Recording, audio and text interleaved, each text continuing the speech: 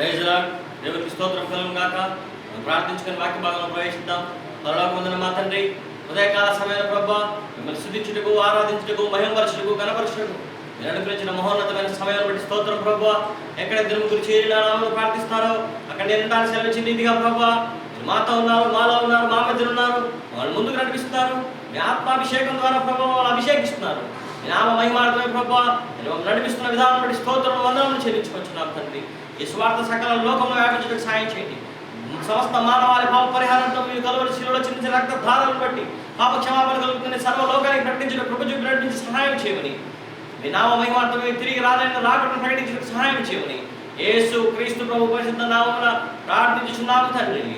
ఆమేన్. పరిశుద్ధ గ్రంథం నుంచి మత్తయి సువార్త 19వ అధ్యాయము 13వ వచనం నుంచి 26వ వచనం వరకు చదువుకుందాం. మత్తయి సువార్త 19వ అధ్యాయము 13వ వచనం నుంచి 26వ వచనం వరకు చదువుకుందాం. అప్పుడు ఆయన వారి మీద చేతుల నుంచి ప్రార్థన చేయాలని కొందరు చిన్నపిల్లలను ఆయన దగ్గరకు తీసుకుని వచ్చిరి. ఆయన శిష్యులు తీసుకుని వచ్చిన వారిని గద్దింపగా యేసు చిన్నపిల్లలను ఆటంకపరచగా వారిని నా ఇద్దరు రానియడి, పరలోక రాజ్యం ఇలాంటి వారిదని వారితో చెప్పి వారి మీద చేతులుంచి అక్కడ నుండి లేచిపోయింది. ఇదిగో ఒకడు ఆయన ఇద్దరికి వచ్చి, బోధకుడా, నిత్య జీవం పొందుటకు నేను ఏ మంచి కార్యము చేయాలని ఆయన అడిగాను. చూడండి ఇక్కడ. అందుకు ఆయన, మంచి కార్యముల గురించి నన్ను అడుగుతున్నావు, మంచి వాడొక్కడే, నీవు జీవంలో ప్రవేశింపగోరినలా ఆజ్ఞలు గైకొనమని చెప్పాను.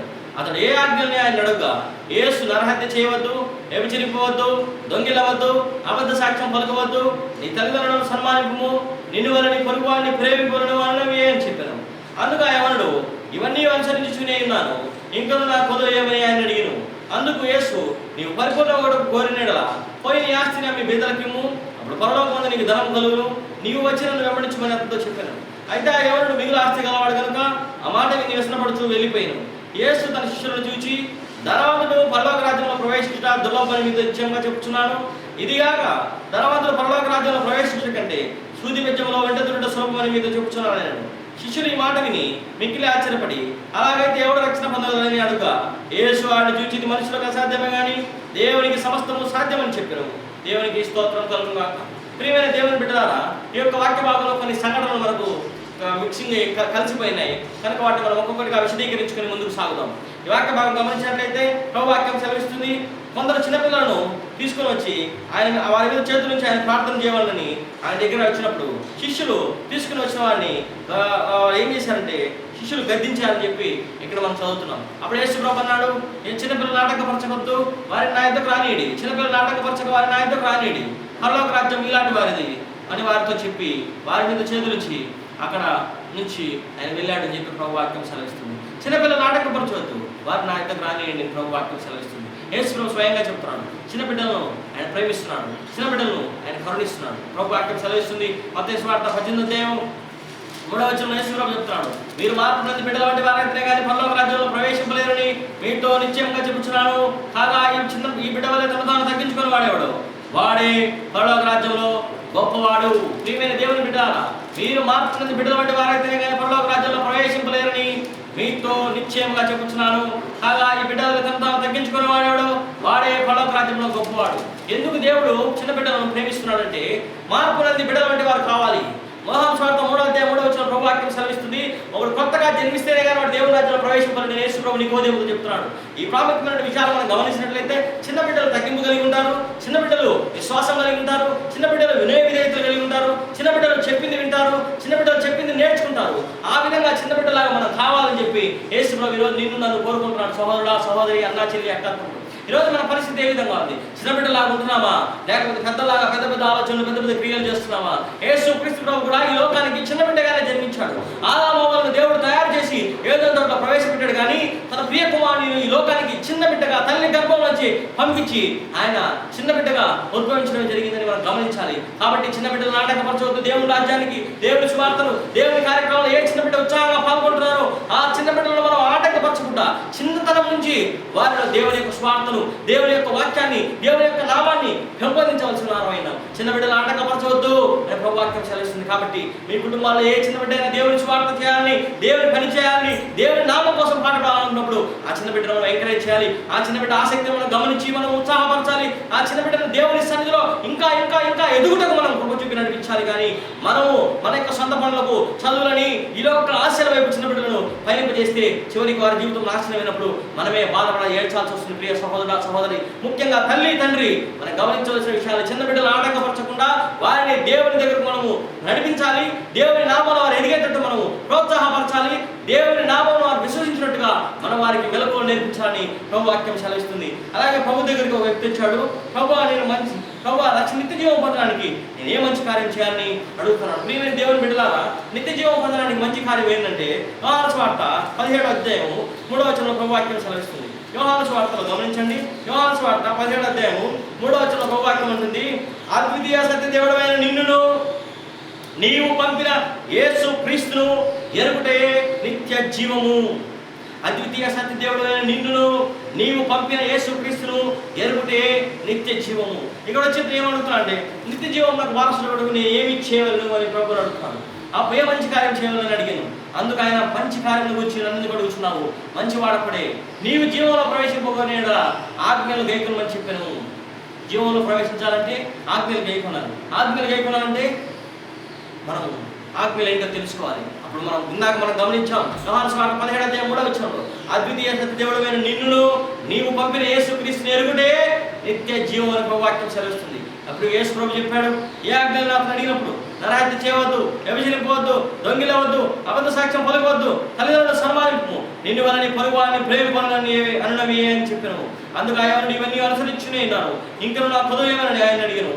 అందుకు యేసు నీవు పరిపూర్ణ కోరినడలా పోయి నీ ఆస్తి అమ్మి బీదలకిమ్ము, అప్పుడు పరలోకమందు నీకు ధనం కలుగును, నీవు వచ్చి నన్ను వెంబడించమని అతనితో చెప్పాను.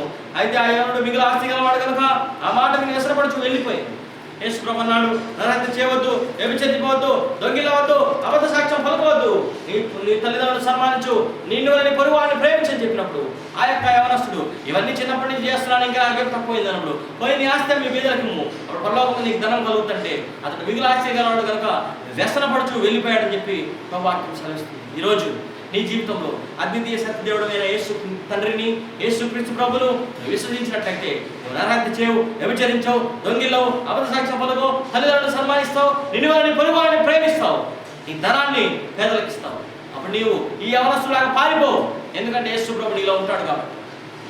యేసు ప్రభు ఎవరిలో ఉంటారో వారు దేవుని కోసం సమస్తం త్యాగం చేస్తారు. దేవుడు అన్నాడు, నువ్వు ఆస్తిని తమ్మి నన్ను వెంబడించి వచ్చి నీవు నన్ను వెంబడించినప్పుడు ఇతను యేసు ప్రభుని వెంబడించమంటే ఆ మాటను అతను చేయలేక వెళ్ళిపోయాడు. యేసు ప్రభుని వెంబడించడం ఇష్టం లేక వెళ్ళిపోయాడు. ఈ రోజు నువ్వు ఆ విధంగా యేసు ప్రభుని వెంబడించడం ఇష్టం లేకపోతే నువ్వు ఇన్ని మంచి కార్యాలు చేస్తున్నా, ఏదో నరహత్య చేయలేదు, వ్యభిచరించలేదు, దొంగిలలేదు, అబద్ధ సాక్ష్యం చెప్పలేదు, తల్లిదండ్రులు సన్మానిస్తున్నాడు, పొరుగువారిని ప్రేమిస్తున్నాడు, ధనాన్ని అమ్మి పేదలకు ఇచ్చి నన్ను వెంబడించమని యేసు ప్రభు చెప్పినప్పుడు అతను యేసు ప్రభుని వెంబడించలేకపోయాడు. ఈరోజు ఇతని లాగా యేసు ప్రభుని వెంబడించకుండా మంచి కార్యాలు చేస్తున్నావు కానీ నువ్వు పరలోక రాజ్యం ప్రవేశించలేవు. ఎవరైతే యేసు ప్రభు రక్తంలో కడగబడతారో, ఎవరైతే యేసు ప్రభు తమ రక్తంలో తమ పాపను ఉతుక్కుంటారో, ఎవరి పాపాలు అయితే పడమటికి దూరం యేసు ప్రభు తన రక్తంతో కడిగి అంత దూరం ఎత్తి వేస్తాడో, ఎవరి హృదయంలో యేసు ప్రభు ఉంటాడో, ఎవరైతే యేసు ప్రభును మనుషుల ఎదుట ఒప్పుకుంటారో, ఎవరైతే తమ ప్రాణం కంటే యేసు ప్రభుని ఎక్కువగా ప్రేమిస్తారో వారే పరలోక రాజ్యంలో ప్రవేశిస్తారు. ఈ విధంగా అన్ని ఆజ్ఞలు చేస్తున్నాం కానీ యేసు ప్రభుని వెంబడించమంటే ఇతను చూడు యేసు ప్రభు అన్నాడు, నీవు వచ్చి నన్ను వెంబడించమని చెప్పినప్పుడు ఆ యవనుడు వ్యసనపడి వెళ్ళిపోయాడంట. ప్రియమైనటువంటి సహోదరుడా, ఈ రోజు నువ్వు వ్యసనపడి వెళ్ళిపోయే సహోదరులాగా ఉన్నావా? ఈరోజు నేను పరీక్షించుకో. ఈరోజు నువ్వు ఏ స్థితిలో ఉన్నావు? వ్యసనపడి వెళ్ళిపోయే స్థితిలో ఉంటే యేసు ప్రభుని వెంబడించమంటే చేత కావడం లేదు, యేసు ప్రభుని వెంబడించమంటే కుదరడం లేదు, యేసు ప్రభుని వెంబడించడానికి సమయం లేదు. ఎందుకంటే ఈ లోక ఆశలు, లోకంలో పరిగెత్తడం, ఈ లోకము ఆనందకరంగా ఉంది, చిట్ట చివరికి లోకమే నిన్ను విషాదంలో ముంచివేస్తుంది, చిట్ట చివరికి లోకమే నిన్ను ఆత్మహత్యకు ప్రేరేపిస్తుంది, చిట్ట చివరికి లోకం నిన్ను అప్పుల్లో ముంచివేస్తుంది, చిట్ట చివరికి లోకమే నిన్ను అనాథగా మారుస్తుంది, చిట్ట చివరికి లోకమే నీ కుటుంబాన్ని సర్వనాశనం చేస్తుంది. నీ జీవితం బాగుపడాలంటే, నీ జీవితంలో నువ్వు అభివృద్ధి చెందాలంటే, నీ జీవితంలో ఆశీర్వదింపబడాలంటే నీ ఆజ్ఞలను పాటిస్తే కాదు, హృదయంలో యేసయ్య ఉండాలి. ప్రియ సహోదరుడు, ఆ సహోదరి, ఇతను అన్నీ చేస్తున్నాడు కానీ యేసు ప్రభువుని వెంబడించమంటే కుదరదని వెళ్ళిపోయాడు. ఈరోజు నీవు ఆ విధంగా ఉంటే నీ పరిస్థితి ఏ విధంగా ఉంటుందంటే, ధనవంతుడు దేవుని రాజ్యంలో ప్రవేశించడం కంటే సూది బెజ్జంలో వంట దొరట సులభమని యేసు ప్రభు చెప్తున్నాడు. కానీ మనుషులకు అసాధ్యమే, దేవునికి సమస్తం సాధ్యం. కాబట్టి ఈరోజు యేసు ప్రభు నీ హృదయంలో ఉంటే నీవు ధనవంతుడు అయినా పరలోక రాజ్యంలో ప్రవేశిస్తావు. యేసు ప్రభు నీ హృదయంలో ఉంటే నువ్వు కోటాను కోట్ల ఆస్తి ఉన్నా వాటిని వాటిని నువ్వు తుచ్చమైన వదిలివేసి యేసు ప్రభువుని వెంబడిస్తావు. అప్పుడు నువ్వు దేవుని రాజ్యంలో ప్రవేశిస్తావు. ఆ మాట దేవుడు చెప్పాడు, దేవునికి సమస్తం సాధ్యము, యేసు ప్రభు సమస్తం సాధ్యము, ఆయన నెరవేర్చగలడు. ఒక ధనవంతుడు కూడా దేవుని రాజ్యంలో ప్రవేశించగలడు యేసు ప్రభు తోడుంటే, ఒక దరిద్రుడు కూడా దేవుని రాజ్యంలో ప్రవేశించగలడు యేసు ప్రభు తోడుంటే, ఒక అన్న యేసు ప్రభు దేవుని రాజ్యంలో ప్రవేశించగలడు, ఒక అక్క దేవుని రాజ్యంలో వ్యభిచార పాప రూపంలో ఉన్నా కానీ దేవుడు విడిపించి తీసుకురాగలడు. ఈరోజు నువ్వు యేసు ప్రభువుని అడిగినట్లయితే, సహోదరి, అన్న, చెల్లి, అక్క, తమ్ముడు, ఏ స్థితిలో ఉన్నావు? జాగ్రత్తతో పట్టబడినావు. వ్యభిచారం చేస్తూ పట్టబడిన స్త్రీ యేసు ప్రభు సన్నిధికి తీసుకురాబడ్డప్పుడు యేసు ప్రభు అన్నాడు, పాపం చేయవద్దు, ఇక మీదట వెళ్ళు, ఇక మీద పాపం చేయవద్దు, ఇక మీద పాపం చేయవద్దు, ఇక మీద పాపం చేయవద్దు అని ప్రభు ప్రతిసారి చెప్తున్నాడు. ప్రియమైన సహోదరుడు, సహోదరి, అన్న, చెల్లి, అక్క, తమ్ముడు, యేసు క్రీస్తు ప్రభు అందరికీ ప్రభు. ఏ భేదం లేదు, అందరూ పాపం చేసి దేవుడు అనుగ్రహించి మహిమను పొందలేకపోతున్నారు. నమ్మవారు దేవుని యొక్క కృప చేతనే నీతిమంత యేసు క్రీస్తు ప్రభు అందరి రక్తం ద్వారా నీతిమంతులుగా తీర్చబడతారు ఉచితంగా. ఈరోజు రక్షణ ఉచితంగా దేవుడు అనుగ్రహించింటే లెక్క లేకుండా పోయిందని అందరూ అనుకుంటున్నారు. కానీ రక్షింపబడడం అంటే యేసు ప్రభువును తమ హృదయంలోకి ఆహ్వానించడం. యేసు ప్రభువును ఈ హృదయంలోకి ఆహ్వానించాలి. రోమీయులకు రాసిన పత్రిక 10వ అధ్యాయము 9-10 వచనాల్లో మనం గమనించినట్టు చూడండి. రోమీయులకు రాసిన పత్రిక 10వ అధ్యాయం 9-10 వచనాల్లో, యేసు ప్రభువుని నీ నోటితో ఒప్పుకొని దేవుడు మృతుల్లోనే ఆయన లేపడని నీ హృదయంలో విశ్వసించినట్లా నీవు రక్షింపబడదువు. ఏలైనా నీతి కలిగినట్టు మనుషుడు హృదయంలో విశ్వసించును, రక్షణ కలిగినట్లు నోటితో ఒప్పుకొను అని ప్రభు వాక్యం సెలవిస్తుంది. రోజు రక్షణ కలిగినట్టు నోటితో ఒప్పుకుంటున్నావా? నీతి కలిగినట్టు హృదయం విశ్వసిస్తున్నావా? యేసు ప్రభు అని నోటితో ఒప్పుకొని దేవుడి మృతుల్లోనే ఆయన లేపడని నీ హృదయంలో విశ్వసిస్తున్నావా? ఆ విధంగా విశ్వసిస్తే రక్షణ నీకు కలుగుతుంది. యేసు ప్రభు వాక్యం చెప్తుంది. యోహాను పత్రిక 1వ అధ్యాయము, యోహాను రాసిన పత్రిక 1వ అధ్యాయము 7వ వచనంలో ప్రభు వాక్యం సెలవిస్తుంది. చూడండి, యోహాను రాసిన మొదటి పత్రిక 1వ అధ్యాయము 7వ వచనంలో, అప్పుడు ఆయన కుమారుడైన యేసు రక్తము ప్రతి పాపం నుండి మనల్ని పవిత్రులుగా చేస్తుంది. ప్రియమైన దేవుని బిడ్డ, 9వ వచనం, మన పాపములను ఒప్పుకునేలా ఆయన నమ్మదగిన వాడు, నీతిమంతుడు కనుక ఆయన మన పాపములను క్షమించి సమస్త దుర్నీతి నుండి మనల్ని పవిత్రులుగా చేయను. ప్రియమైనటువంటి దేవుని బిడ్డలారా, రోమీయులకు రాసిన పత్రిక 3వ అధ్యాయము 23వ వచనం చదువుకుందాం. ఏ భేదం లేదు, అందరూ పాపం చేసి దేవుడు అనుగ్రహించి మహిమను పొందలేకపోతున్నారు. కాబట్టి నమ్మువారు ఆయన కృప చేతనే క్రీస్తు యేసునందు విమోచనం ద్వారా ఉచితంగా నీతిమంతులను తీర్చబడుతున్నారు. ఈరోజు ఉచితంగా మనం నీతిమంతులను తీర్చబడుతున్నాం. కాబట్టి ప్రియమైన దేవుని బిడ్డలారా, యేసు క్రీస్తు ప్రభు అందరికీ ప్రభు కాబట్టి ఆయన వాళ్ళను నీతిమంతులుగా తీరుస్తాడు. ఈరోజు నువ్వు ధనవంతుడైనా సరే నువ్వు దేవుని రాజ్యంలో ప్రవేశిస్తావు. యేసు ప్రభు నీ హృదయంలో ఉంటే ఈ యొక్క ఎవరుడు లాగా నువ్వు వెళ్ళిపోవద్దు. యేసు ప్రభు అన్నాడు, నువ్వు నన్ను వెంబడించు, సమస్తం వదిలిపెట్టంటే ఇతరు యేసు ప్రభు వెంబడించలేక వెళ్ళిపోయాడు. కానీ నువ్వు ఆ విధంగా వెళ్ళిపోతే నరకానికి వెళ్తావు. కానీ నువ్వు ఎన్ని ఆజ్ఞలు పాటించినా, ఎన్ని మంచి పనులు చేసినా యేసు ప్రభు నీ జీవితంలో లేకపోతే వ్యర్థము. కాబట్టి యేసు ప్రభు నీ హృదయంలోకి తీసుకురా. యేసు ప్రభు సమస్తము జరిగించగలడు. నరహత్యించావు, వ్యభిచరించావు, దొంగిల్లో అబద్ధ సాక్ష్యం పలుకొని తల్లిదండ్రులను సన్మానిస్తావు, నీ వారిని పొరుగు వారిని ప్రేమిస్తావు, నీ ధనం ఉన్నా కానీ దేవుని రాజ్యంలో ప్రవేశిస్తావు. ధనాన్ని కూడా సమస్తము తుచ్చమైన వాటికి వదిలిపెట్టి వస్తావు దేవుని వైపు. అది యేసు ప్రభు నీ హృదయంలో ఉన్నప్పుడు మాత్రమే జరుగుతుంది. ఈ క్షణంలో యేసు ప్రభువును అడుగు, యేసు ప్రభువా, ఈ వ్యభిచారం నుంచి విడిపించు, ఈ వేశ్యాగమనం నుంచి విడిపించు, దొంగతనం నుంచి విడిపించు, సమస్త పాపం నుంచి విడిపించు, నా జీవితాన్ని అభివృద్ధి పరచు, చదువు దయచేయి, ఉద్యోగం దయచేయి, ఆశీర్వాదం దయచేయి అడుగు. యేసు ప్రభు దయచేస్తాడు. నువ్వు అడగాల్సింది, చేయవలసింది అలా ఒకే ఒక కార్యం. యేసు క్రీస్తు ప్రభు సన్నిధిలో మోకరించి, ప్రభువా నేను పాపిని, నీ రక్తంతో నన్ను కడుగు, నన్ను పవిత్రపరచు, నీవు కల్వరి శిలువలో కాల్చిన రక్తధారల ద్వారా నా పాప క్షమాపణ కలుగుతుందని ఎవరైతే నమ్మి విశ్వసించి యేసు ప్రభువును అడుగుతారో వారి హృదయంలో యేసు ప్రభు ప్రవేశించి ఆయన రక్తంతో కడిగి వారి హృదయాన్ని పవిత్రపరిచి పరిశుద్ధపరిచి వారి నూతన సృష్టిగా మారుస్తాడు. కొరింథీయులకు రాసిన పత్రిక 2వ కొరింథీయులకు రాసిన పత్రిక 5వ అధ్యాయం 17వ వచనంలో, ఎవడైనా క్రీస్తునందు నేడలా నూతన సృష్టి, పాతవి గతించిన దిగో సమస్తము కొత్తమాయను ప్రభు వాక్యం సెలవిస్తుంది. ఈరోజు దేవుడిని నూతన సృష్టిగా చేయబోతున్నాడు కనుక దేవుడిని ప్రార్థించి యేసు ప్రభువా, యేసు ప్రభువా నీ రక్తంతో నన్ను కడుగు, నన్ను పవిత్రపరచు, పరిశుద్ధపరచు, నా హృదయంలోనికి నువ్వు రా, నువ్వు నా హృదయంలో నన్ను అడిగితే యేసు ప్రభువుని ఆశీర్వదించి దీవించి నడిపిస్తాడు. ప్రార్థించుకుందాం. పరలోకమందున్న మా తండ్రి, చెప్పబడిన వాక్యం దీవించి ఆశీర్వదించండి. విన్న హృదయాలను ఫలింపు చేయండి, నూరంతలుగా ఫలింపు చేయండి. ఈ స్వార్థ సకల దేశంలో వ్యాపించడానికి కృప చూపి నడిపించి సాయం చేయండి. యేసు క్రీస్తు ప్రభు రక్తం ద్వారా సర్వ మానవాళికి పాప పరిహారం కలుగుతుంది. సర్వ మానవాళి యేసు క్రీస్తు ప్రభు విశ్వసించడం ద్వారా రక్షణ కలుగుతుందని ఈ స్వార్థను సమస్త లోకంలో ప్రకటించిన కృప చూపి నడిపించి సహాయం చేయమని యేసు క్రీస్తు ప్రభు పరిశుద్ధ నామమున ప్రార్థించున్నాము తండ్రి. ఆమేన్.